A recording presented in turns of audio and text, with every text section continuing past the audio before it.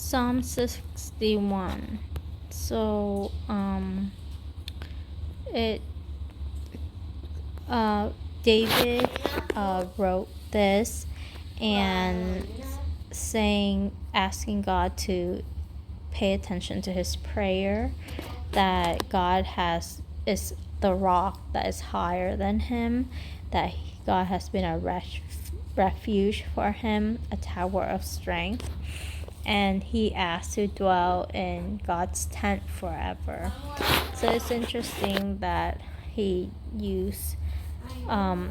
refers to God's house being a tent, because at that time, God doesn't have a permanent temple yet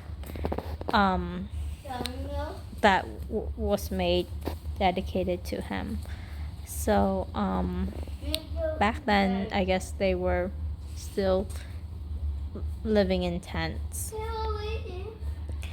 And then, except for the king's house that's going to be built.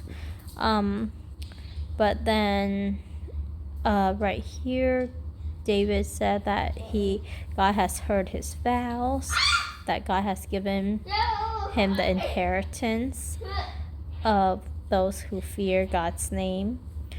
You will prolong the king's life. So I don't know if he's talking about himself or Solomon, his child. But he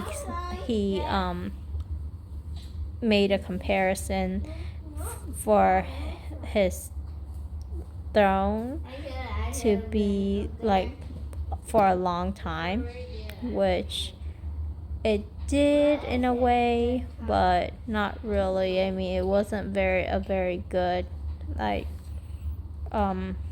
story. After he passed away, his son Solomon introduced idolatry, and pretty much the country was divided, and there wasn't a lot of good kings that come.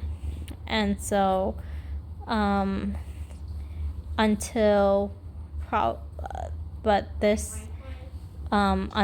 Jesus come, and when he come back and he rule and reign, then this will be his throne is forever.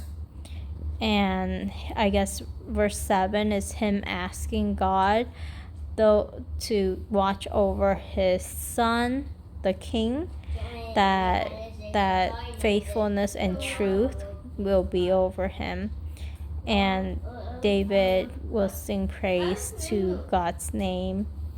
And so I think the more I read it, the more I feel like he's talking about his child, who is Solomon.